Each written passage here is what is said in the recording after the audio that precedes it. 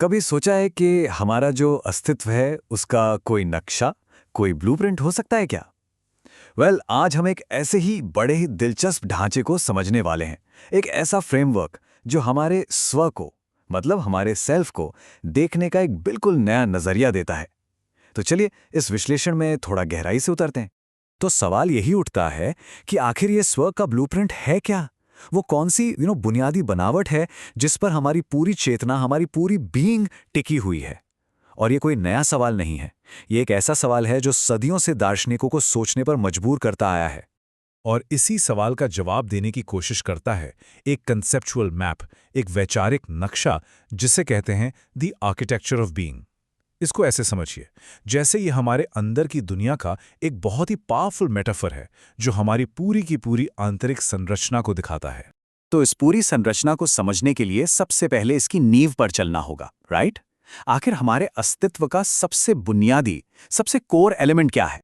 इसे कहा गया है सेल्फ आर्किटेक्चर, यानी हमारी अपनी आत्मसंरचना। अब इसकी कल्पना ना एक ऐसे पेड़ की तरह की गई है जिसकी जड़ें बहुत गहरी हों। यही है हमारे होने का मूल सार। और सबसे जरूरी बात, यह कोई पत्थर की तरह स्थिर चीज नहीं है, बल्कि एक जीवित, सांस लेती हुई संरचना है। तो ठीक है, ये तो हो गई हमारी कोर स्ट्रक्चर। अब इसके ऊपर, इसके चारों ओर क्या है? वहाँ है एक हमेशा चलता हुआ डायनामिक मेंटल लैंडस्केप, जिसे एक बहुत ही अच्छा नाम दिया गया है, द थंडरस्टॉर्म ऑफ थॉट, मतलब विचारों का तूफान। ये हमारे हर पल के विचारों, हमारी भावनाओं और जो भी मानसिक हलचल चलती रहती है ना, ये उसी का प्रतीक है। तो इस नींव से, इस कोर से ऊपर की तरफ क्या उठता है? यहां से आप कह सकते हैं चेतना और अनुभव की चार धाराएं निकलती हैं, और ये धाराएं हमें सीधे हमारे विचारों के तूफान से जोड़ती हैं। चलिए एक एक करके इन चारों रास्तों को समझते हैं। ओके, तो ये है वो चार धाराएं। और हाँ, मुझे पता है इनके नाम थोड़े अजीब लग सकते हैं, पर इनके पीछे के जो आइडियाज हैं वो बहुत गहरे हैं। पहली है विथोमलोवोलॉजी, जिसका मतलब है इन्फिनिट लव। दूसरी है विद लव अवोनोलॉजी, यानी एग्जिस्टेंशियल डेट। तीसरी ट्रूफोलॉजी, मतलब सत्य की झलकियां। और चौथी श्योरोलॉजी, यानी कि एक बैलेंस्ड निश्चितता। अब घबराने की जरूरत नहीं है, हम इन चारों को एक एक करके आराम से समझेंगे। तो चलिए सबसे पहले इन दो रास्तों को जरा करीब से देखते हैं। इंटरेस्टिंग बात यह है कि ये दोनों ही प्रेम यानी लव के कॉन्सेप्ट से जुड़े हैं, लेकिन ये हमें दिखाते हैं कि कनेक्शन के दो कितने अलग अलग पहलू हो सकते हैं। तो पहली धारा है विथोमोलॉगिया, यानी अनंत प्रेम। ये वो एहसास है जो किसी भी शर्त या किसी वजह से नहीं बंधा है। इसको ऐसे सोचिए, वो कनेक्शन जो कभी कभी तारों से भरे आसमान को देखकर महसूस होता है, या किसी महान कला को देखकर। ये बस होने का और प्रेम पाने का, बीइंग लव्ड का एहसास है। और फिर आती है दूसरी धारा, विद लव ऑन्टोलॉजी, जिसे अस्तित्व का ऋण या एग्जिस्टेंशियल डेट कहा गया है। यह है प्रेम करने का काम, द एक्ट ऑफ लविंग। ये वो प्यार है जो किसी बढ़ती हुई चीज से जुड़ा है, जैसे एक माली अपने पौधे से करता है, या एक टीचर अपने स्टूडेंट से। ये किसी के पोटेंशियल को पूरा होते हुए देखने और उस प्रोसेस में एक हिस्सा बनने की जिम्मेदारी वाला प्यार है। तो यहां सबसे जरूरी बात समझने वाली यह है कि ये दोनों एकदम अलग अनुभव है। देखिए, एक तरफ है अनंत प्रेम, जो कि एग्जिस्टेंस के साथ एक बाउंडलेस कनेक्शन है। ये आप कह सकते हैं प्रेम पाने की अवस्था है, the state of being loved. और दूसरी तरफ है अस्तित्व का ढिंड, जो किसी बढ़ती हुई चीज के लिए एक फोकस्ड प्यार है। ये प्रेम करने और नर्चर करने का काम है। और ये पूरा का पूरा विचार इस एक लाइन में बहुत ही खूबसूरती से समा जाता है। प्रेम अस्तित्व का एक मौलिक अधिकार है।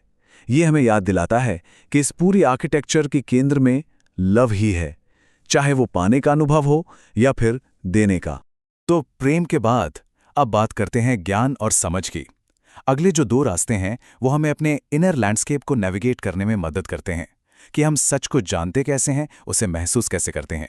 सबसे पहला है ट्रूओलॉजी, यानी सत्य की एक झलक। ये बिल्कुल बिजली की चमक की तरह होता है, एकदम अचानक और रोशन। ये वो गट फीलिंग है, वो इंट्यूशन, जब बिना किसी लॉजिक या एनालिसिस के बस पता चल जाता है कि हाँ, यही सच है। वो आहा वाला मोमेंट, जब अचानक कोई विचार दिमाग में कौंध जाता है। और फिर इसके बाद है श्योर नॉलेजी, यानी एक संतुलित निश्चितता। अब ये इंट्यूशन की उस अचानक चमक से बिल्कुल अलग है। ये तराजू की तरह है जिसमें सबूतों, अनुभवों और तर्क को तौलकर एक नतीजे पर पहुंचा जाता है। जैसे कोई वैज्ञानिक बहुत सारे एक्सपेरिमेंट्स के बाद किसी नतीजे पर पहुंचता है ना, ये वैसी ही सोची समझी सर्टेनिटी है। और यहाँ सबसे दिलचस्प बात यह है कि ये रास्ते अकेले अकेले नहीं चलते, बल्कि ज्ञान के सुनहरे धागे, आप कह सकते हैं, इन सभी को हमारे विचारों के तूफान में एक साथ बुनते हैं। इसका मतलब क्या हुआ? इसका मतलब यह है कि हमारा इंट्यूशन और हमारा लॉजिक दोनों मिलके ही हमारी समझ को पूरा करते हैं, उसे एक संपूर्ण रूप देते हैं। और आखिर में ये एक लाइन है जो जैसे सब कुछ एक साथ बांध देती है। सुंदरता अपनी ही सुंदरता को जानने के लिए इंसान का उपयोग करती है।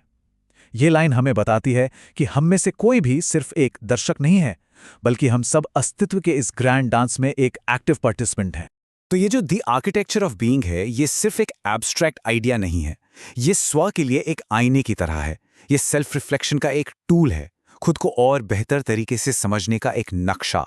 और आखिर में ये एक बहुत ही जरूरी सवाल छोड़ जाता है कि किसी की अपनी आर्किटेक्चर कैसी दिखती होगी, उसके अनंत प्रेम और अस्तित्व के ऋण के बीच क्या बैलेंस है, किसी की सच्चाई की जो झलकियां हैं वो उसे क्या बताती हैं। शायद इन सवालों पर सोचना खुद को समझने के सफर में एक बहुत अच्छी शुरुआत हो सकती है।